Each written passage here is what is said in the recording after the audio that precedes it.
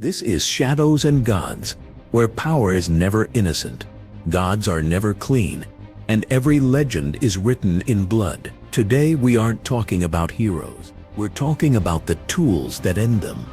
There are weapons, and then there are weapons and then, the kind forged in cosmic fire, born from the bones of monsters, and feared even by the gods themselves.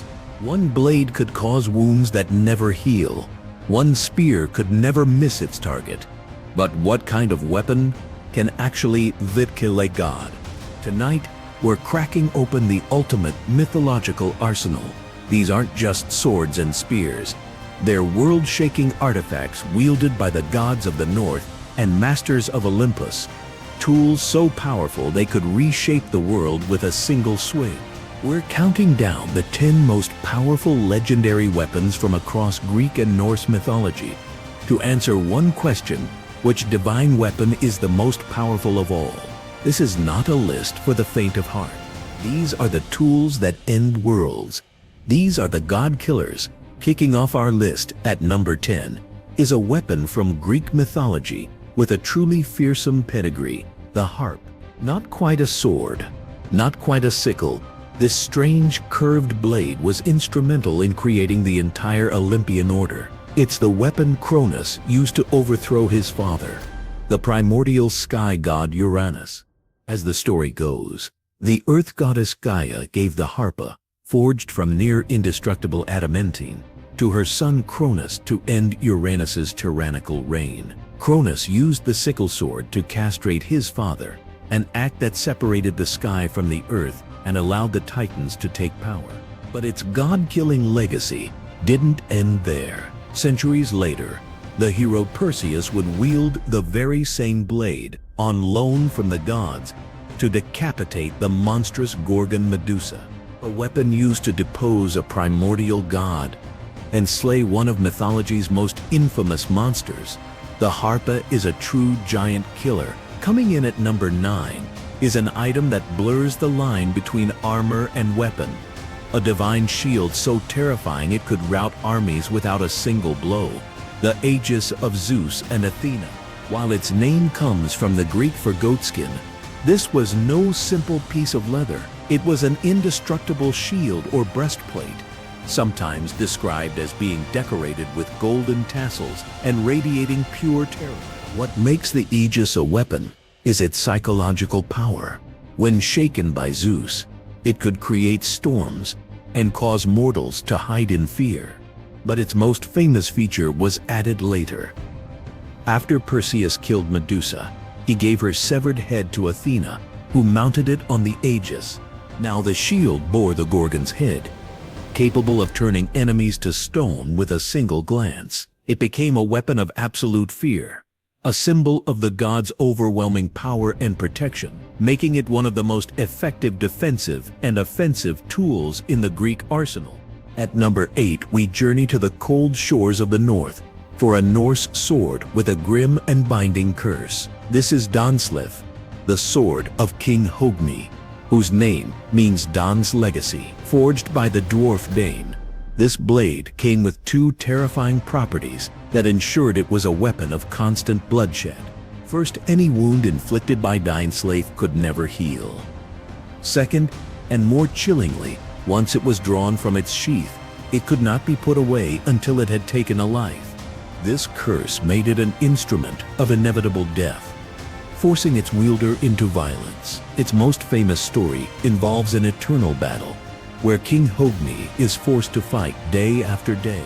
Each night, the dead are magically revived, and because of the sword's curse, the battle can never end until Ragnarok itself. Dainsleif is a weapon whose power lies in its inescapable bloodthirsty nature. Charging into our number 7 spot is a blade from Norse saga that became the very archetype of a hero's sword. Ram, the dragon-slaying blade of Sigurd.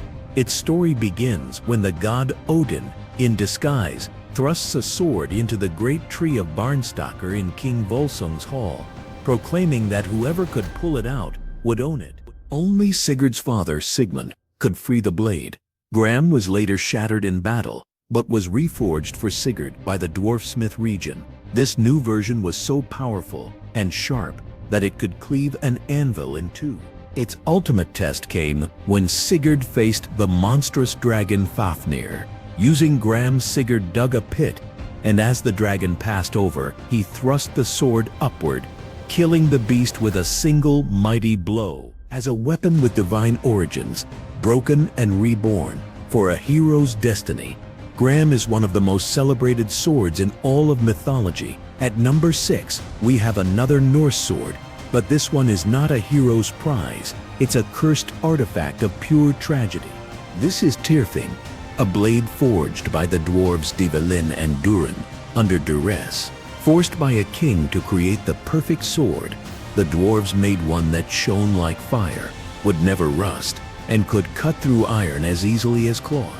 But in revenge for their enslavement, they placed a terrible curse upon it. The curse had 3 parts.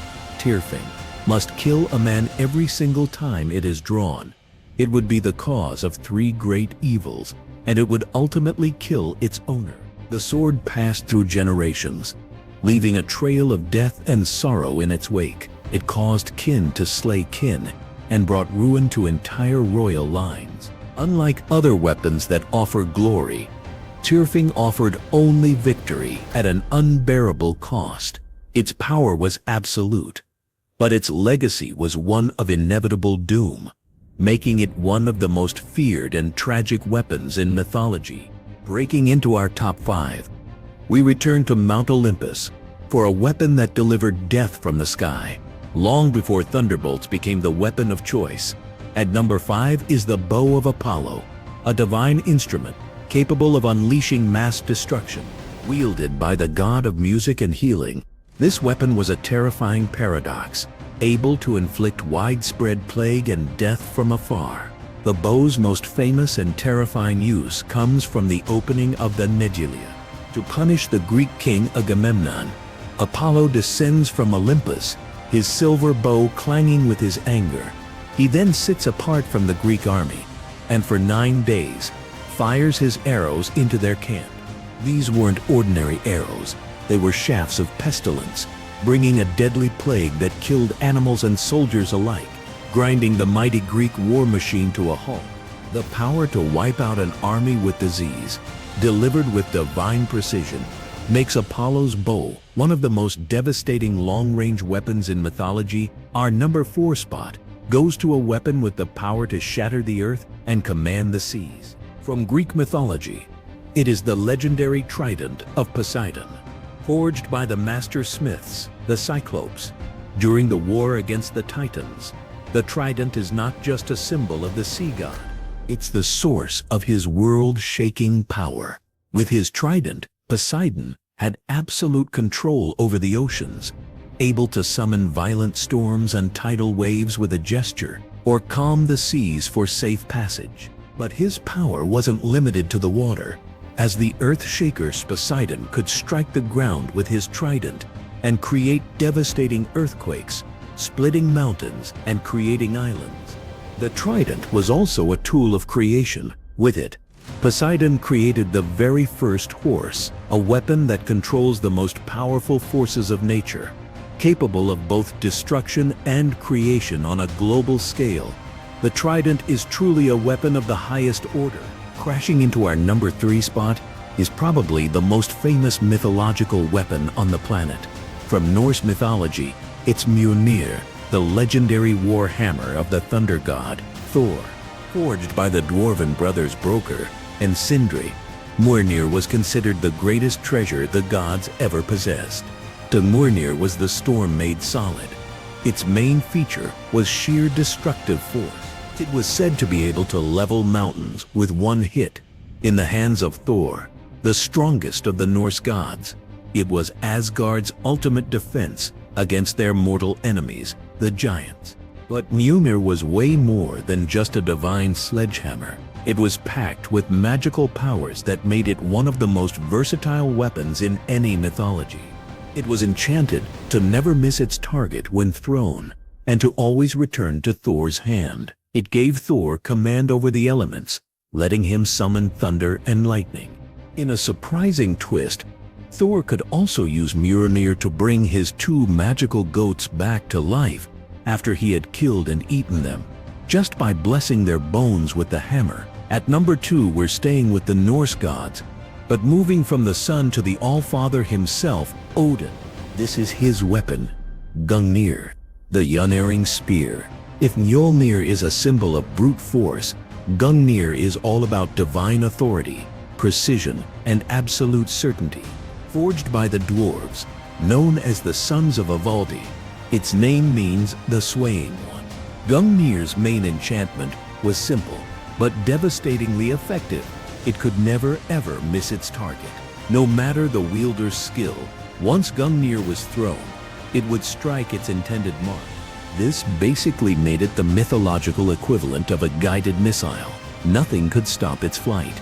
Runes were carved into its tip, boosting its magical power and binding it to Odin, the master of runes and magic.